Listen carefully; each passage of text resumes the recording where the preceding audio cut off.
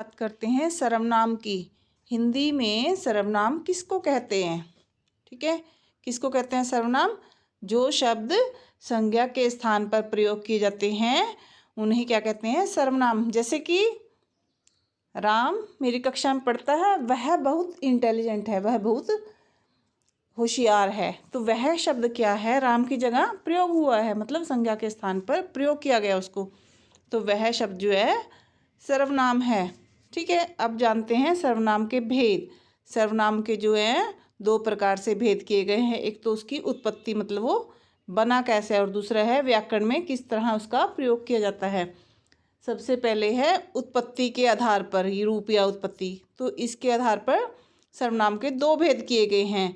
Number एक है मौलिक सर्वनाम और दूसरा है यौगिक सर्वनाम। मौलिक होता है जो मूल रूप से है, जैसे कि हम, वह, और यौगिक क्या हो गया? हमको, तुमको, को लग गया ना साथ में, तो योग हो गया उसके साथ।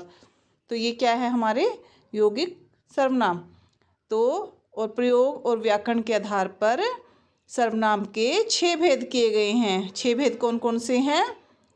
पुरुषवाचक सर्वनाम, निजवाचक सर्वनाम, निश्चयवाचक सर्वनाम, अनिश्चयवाचक सर्वनाम, प्रश्नवाचक सर्वनाम और संबंधवाचक सर्वनाम।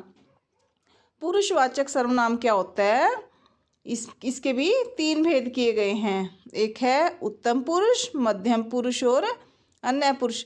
उत्तम पुरुष जो होता है उसमें जो है अपने बारे में बताया जाता है।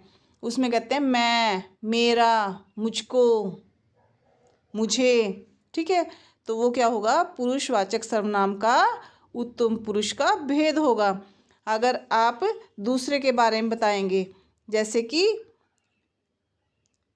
उसको बोलते हैं मध्यम पुरुष, तू, तुमको, तुम्हारा, आप।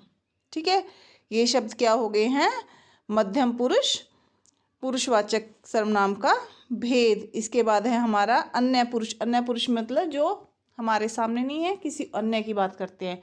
वह बहुत इंटेलिजेंट है, यह तो पुरानी बात है, मतलब।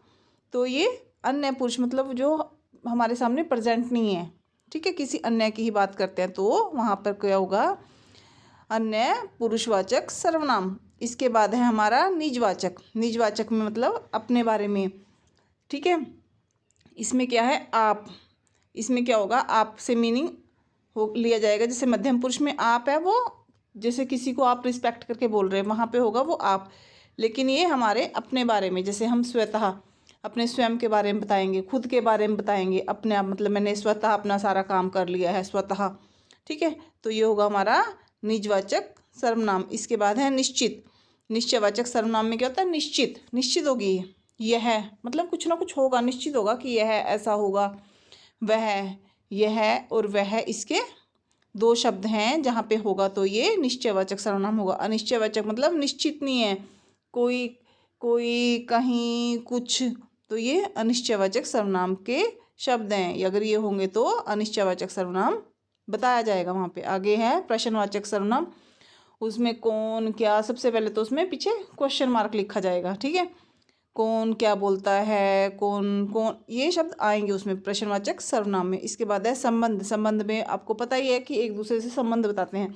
जो जैसा करेगा वो वैसा भरेगा, जो जैसा करेगा सो भरेगा, जो करेगा सो भरेगा, जो और सो, ये हमारे हैं संबंधवाचक सर्वनाम के शब्द। इनको देखकर हमें पता लग जाएगा कि कौन सा, यहाँ पर कौन सा सर्वनाम का भेद है। इस प्रकार आज हमने जाना सर्वनाम किसको कहते हैं और उसके 2 प्रकार से भेद हैं। एक उत्पत्ति के आधार पर और एक व्याकरण के आधार पर। उत्पत्ति के आधार पर 2 है, मूल और यौगिक, और व्याकरण के आधार पर उसके 6 भेद हैं।